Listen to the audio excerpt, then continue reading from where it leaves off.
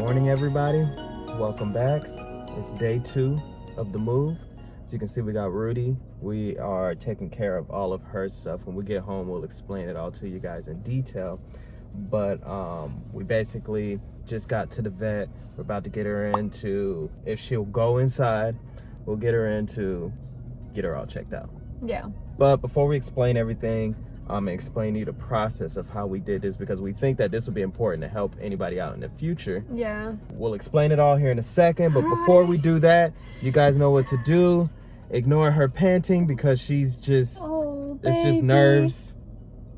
She's okay. cute though. It's okay. Make sure to give the video a big thumbs up. Subscribe to our channel if you're not already. Hit the notification bell so you'll be notified every time we upload, which is gonna be almost every other day from now on. We're gonna try to do as much as we can because we have a lot of content. Yeah, to try to talk about this whole moving process. And yeah, if you don't like the content, just give us a thumbs up to let us know you like Rudy. Yeah. Let's get right into it. No, Rudy, you're so pretty. You're so pretty.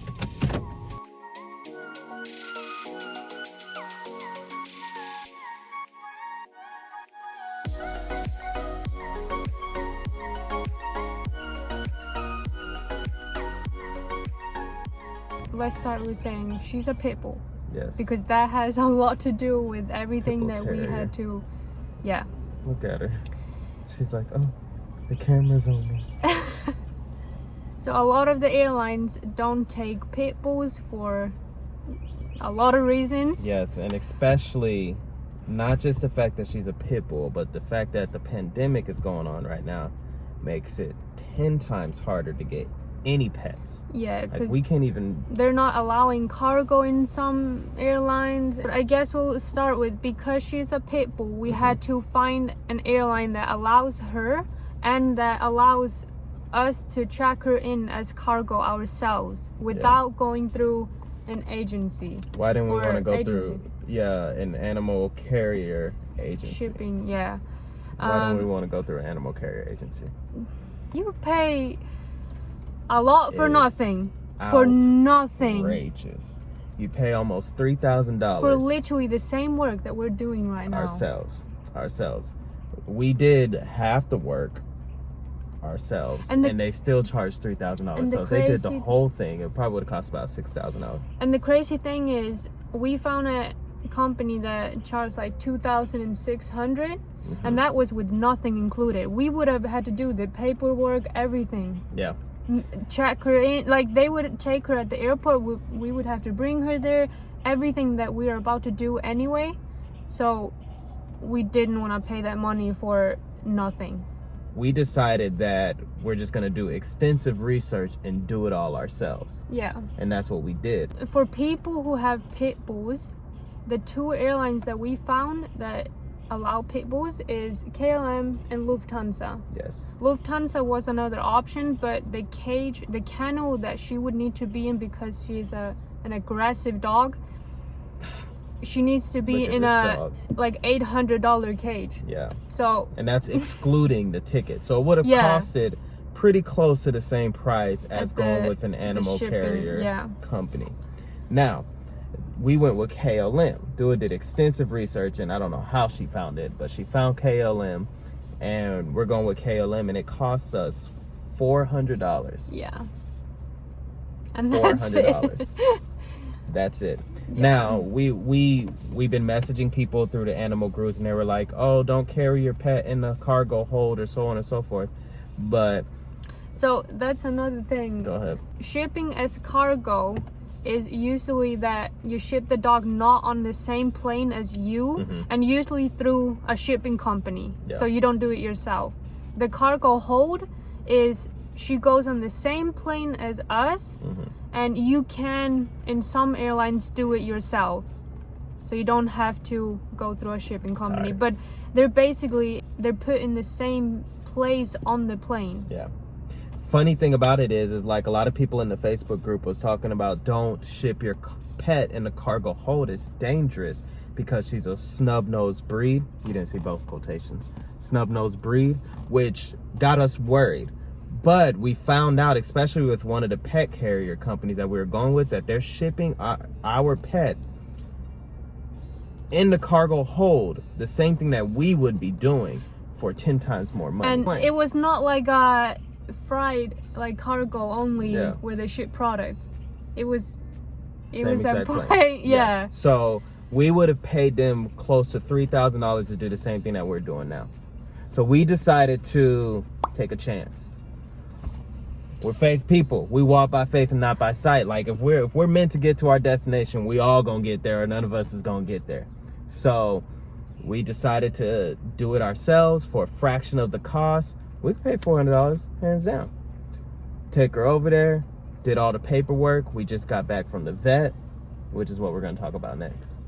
Well, yeah, before we get into that, I do want to say that we're shipping her as like cargo hold, but there is one risk that we are still not sure about, because we talked to KLM. They told us that our people could go in the hold, so we booked the tickets and everything, and then there was a little problem after we booked our ticket.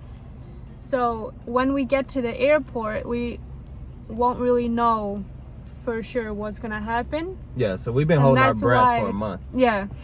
And we won't be able to breathe until that plane takes off and all three of us are going to our next destination. So we'll tell you guys, I guess, when we get to the airport what will happen, but we're just hoping for. So a lot is still in the air right now. We don't know. We're really believing that everything will work out. We really believe that we'll have favor with the flight crew, everything going on, going to the airport, going on the plane, and it'll just work out. Yeah. It'll just work out. So I think either way it will work out. Like whatever happens. Yeah. So we'll keep you guys updated on it. Yeah. Now, the next thing that we want to go through, we know that this isn't the most entertaining video, but we think that this information is very valuable because a lot of people are traveling and need to know. We couldn't find this information on YouTube. No, it's like I could find information, but it was so unclear. Yes. Like we had so many questions. So many questions, and we still have a bunch of questions, but from the answers that we received... There's a helicopter. It's a car fart. No, it's a helicopter. No, babe, no helicopter sounds like that. All right, so what we're going to talk about now is the vet information. The paperwork. Yes. That's a whole nother monster. The thing is, like, now that we've gone through this, it wasn't a big, like, it wasn't difficult. It really wasn't. But getting information, getting the correct information that we needed. So you got to get paperwork to send your pet. If you're traveling, wherever you're going, if you're traveling overseas, I mean, we're going overseas, we can get that, but if you're traveling overseas, you have to get your pet certified to do that. We'll give you more details later. Obviously it depends on like the country, what you need. So the first thing that we had to do for our destination, and hopefully I'll put the destination in the title like later on, but for our destination we needed rabies shot. And microchip. So we got that done. And the microchip had to be implanted before the rabies shot. Very, very specific. It's important. Then you have to get your pet USDA certified for your location. The only thing we had to do was get her microchipped, get the rabies, and then the next step was basically to bring her medical, or actually to call USDA-accredited veterinarian. Yeah, let me say that again because she didn't say it right. You have to go to a USDA-accredited veterinarian and you have to do that to get 10 the health days. certificate. Yes, you have to get that 10 days before you fly out. So you need to call the appointment. Make sure it's within 10 days of the flight. Yes. So then you just wait for the appointment because there's nothing you can really do, and you only have to bring the medical history showing that she has the rabies, the microchip, and then whatever is required for your destination. And they will sign the paper. We printed out our document. We printed out our document because our vet didn't know exactly what documents were needed, so they asked us to bring it. They researched everything. They looked over the dog. It went by, the appointment was pretty long because they wanted to make sure they got it right. But these people, you see the video of who we went to, they took care of us. Like, they were the nicest people ever. If you're ever in Noonan, Georgia, or if you're in the Georgia area or close to Noonan, I recommend this veterinarian hospital. Probably said that wrong. I'll put it on. I recommend this hospital to go to because they are a USDA-accredited vet, and they will take care of your animal. Yeah, and I feel like when you go to the vet, you have to get the feeling of like they're doing everything to make sure that you get there safely. Yes. Like that's they how gave I us felt. extra documents. That's how I felt when like she was like, "Is there anything else you need? Like I will sign this, I'll sign that. Like I don't want any trouble when you're at the airport." They hooked it up. They gave us an extra vet document. Like that. They were like, if they ask you questions, tell them to call us. In fact, here goes an extra document so they don't have to call us. Yeah. Make copies of everything, so on and so forth. Like, they took care of us. So make sure your vet is like that. Because you don't want something that just signs and it's out. Yeah, because you will get turned around at the airport and they won't let you into your destination. So you have to have a vet who actually cares. And this vet, they do. So if you're in the Georgia area, I recommend this vet if you need to take your pet overseas. Yeah. Another thing is you get a 10-day gap. You go to the vet. They sign up on all the paperwork. You have to mail it. You can't go visit the USDA because of the pandemic or whatever. Maybe they just don't want to see people. But you can't go visit the USDA. You have to mail it to them. In a priority mail. And they mail the information back to you. So you have to before put a you return, get on your flight. You have to put a return ticket on there. Yes. And now your USDA office may talk you through it. They may not. Ours was really nice. If you're located in the Georgia area, we called the Conyers office. I think there's only Georgia. One in. There's only so. one in Georgia. There's not even one in every state. Georgia is one of the. So yes, make sure to ship it to them and have it priority mail. They can ship it overnight or however they do it. I don't work for the post office, so I don't know. But all of that has to be done before you get on your plane. You get a 10-day window. Yeah. We messed up. And we was calling, we spent more money than we needed to just to ship the paper. But we got it back. We got it all signed. It's ready to go. We are literally done with that. Yeah. And then the last thing we had to do was going today to the vet. Yeah. Because apparently, I didn't know this, but you have to give her something within 5 days of leaving. Oh, her heartworm. It was tapeworm. Not heart. Yeah, tapeworm medication. She had to get tapeworm medication. And she had to sign that she got that 5 days before we leave. So today they did it all. They took care of everything. Rudy is ready to go. She's ready to get out of his car. She's tired. We apologize for all the rambling. For people who are traveling with their pet overseas, please watch this video. It's very, very valuable information. If you have any questions, just let us know. Who's it? Check. I can pause here for a second. So yeah, that's pretty much it. We'll talk about the kennel or the cage and the airline requirements inside. Yeah, she does. It's creepy. She always knows when someone is coming. So I'll go over that with you. I'll show you guys the cage. It's a lot of information today. So this is a very informative video. If you have any questions, comment down below. We're not shutting the video out, but keep watching to the end because this is gold nuggets that we're giving you right here, right now. Okay, let's go because someone is coming there. You ready, Rudy? All right, so the next portion of it is the cage. So we searched high and low for a cage for her size. So we did get an airline-approved crate, but we saw that it was too small. I didn't want to risk it, so we went and got a big old kennel. The 40 times 27 times 30. Yes. Inches. Yes, so that's the kennel that we have. We could have just put that on the video, but it's all good. It's huge. You have to make sure that they are comfortable enough to turn around in and that they have at least 1 inch to maybe 2 inches when the dog stands. Probably more, like 4 inches. Yeah, I think so. Look it up to be sure. They say 2, but I feel like you need a little bit more. Yeah. And the dog has to be really, really comfortable inside of it. Yeah. So that's why we had to go for a bigger cage. The only cage that we could find that was that size in a very, very short period of time without ordering it from Amazon was this crate, and it wasn't airline approved, at least not for international travel. So your boy Lance had to do a little bit of work on it. Come a little closer. Let me show them inside the cage. So first of all, what we did was we made it comfortable for her, okay? Made it comfortable for her, put a bed in there. I don't know if we have to take that out or not, but it might add some weight, it might not. Yeah, because we need to have either, at least KLM requires a blanket or something absorbed. So we do have an absorbent pad. Come look into the cage. Yeah. So there is a pad that we got. We didn't put it down yet. We won't do it until the flight, but we did get a pad that will be absorbent, all right? Yeah. You have to have food trays. You have to have trays on it for water and food. The advice that we were given was to put a Ziploc bag of tape food up here so the airline people could feed them, or we can put it in their kennel. We'll probably tape it on. Yeah. We'll show you the finished product later, and to freeze their water. Yeah. So we did get this, and it has a little bit of chicken broth in it, but she hates it. I think it scares her.